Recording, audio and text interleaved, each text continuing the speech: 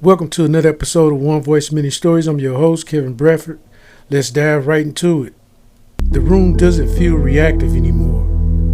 It feels collaborated, like the house has finished its assessment and is now running a different protocol. The air is still but neutral. It's the stillness of a system waiting for input. You shift your weight and the floorboards adjust by a fraction. No sound, no vibration, just a subtle distribution. As if the structure was compensating for your position. It's not dramatic. It's not meant to be noticed. It's simple, functional. The ceiling lowers by a controlled increment, not a threat, a directive.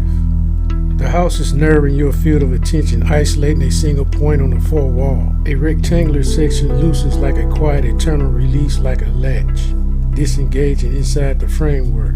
The panel doesn't swing, it doesn't fall.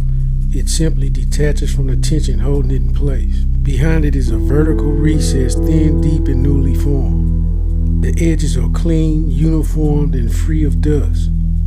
This space didn't exist an hour ago. The house generated. A measured stream of cool air moved out of the recess. Not a draft, a controlled output like the house is regulating the temperature from the compartment. Inside, the material is darker than the surrounding wood. Not age, not damage, just different, like it's been storing information rather than absorbing it. You reach in, the wall tightens by a measurement degree, not defensive, responsive. Your hand closes around an object, solid, warm, unfamiliar. The temperature isn't neutral, it's regulated. Like the house has been maintaining it at a specific level. When you remove it, the room stabilizes instantly.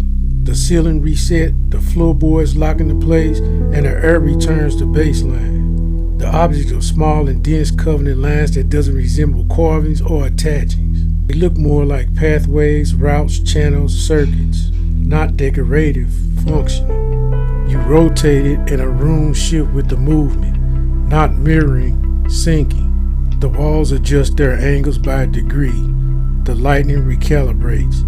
The temperature modulates. The house is no longer reacting to your presence. It's reacting to objects and by your extensions to the handling of it. You test it, a slight tilt, the four wall pivots, a firmly grip, the floor softens, a slow breath, a lightning dims the match of the rhythm. This isn't a haunting, it isn't an intuition. It's a system responding to the new levels of access. You take a step forward and the structure shifts with you, not following, not predicting, but aligning. The house is matching the precision of your movements, adjusting its internal architecture to your level of focus. You're not exploring anymore, you're interfacing. Somewhere deeper in the structure, a heavier mechanism activates, a low distance shift like a locked subsystem coming online. The object in your hand warms again, acknowledging the connection. You've triggered a new operational layer, not spattle, behavior. And whatever the house is preparing next isn't reacting to your presence. It's responding to something deeper, something it has been tracking beneath your movements, beneath your breathings, beneath every conscious choice you have made since you stepped inside. The shift is subtle at first. A low internal adjustment like the weight is being redistributed. Somewhere behind the walls. Not closer, not farther, just active. As if a different part of the structure has come online. The fragment in your hand warms again. Not a pulse, a confirmation. The house is no longer reading you, it's reading your intent. You take a slow step forward and the floor doesn't follow you this time. It anticipates you stiffening a half a second before your foot lands, as if the structure was preparing the surface in advance. The lighting changed next, not brighter, not dimmer, just more precise, narrowing into a corridor of clarity. That wasn't there a moment ago. The edges of the room sharpened like the house is defying the path it expects you to take. A faint sound rose through the walls, not mechanical, not organic, something in between, like a system adjusting its perimeters to receiving new data.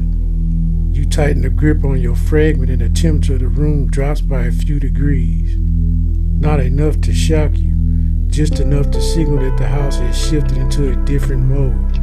The panel on the left wall retracts, not opening outward and sliding aside, but dissolving into the structure like it was never a solid surface to begin with. Behind is a narrow passage, tall and straight, lit by a faint, steady glow that doesn't flicker. The house isn't offering you a choice, it's presenting a next step. You move forward, the opening and the air pressure changes. Subtle, controlled like the house is sealing off a room behind you and preparing the next environment ahead. The passage is solid, no creaks, no settling, no signs of age. It feels newly responds like the house built it in response to the fragments leaving its compartment. As you enter, the walls shift again, this time not reacting to your movement, but syncing with the rhythm of your heartbeat. The glow along the corridor brightens and fades in perfect time, as if the house was using your pulse as a metronome. Halfway down the passage, the floor changes textures, not rougher, not smoother, just different, like the material has been replaced with something designed to register more detailed information about your steps. The fragment warms again and the corridor responds instantly. The glow stabilizes, the air stills, the walls lock into place. You reach the threshold of whatever the house has been preparing. A final panel slides open ahead of you. Slow, deliberate, controlled. Behind it is a room you've never seen before.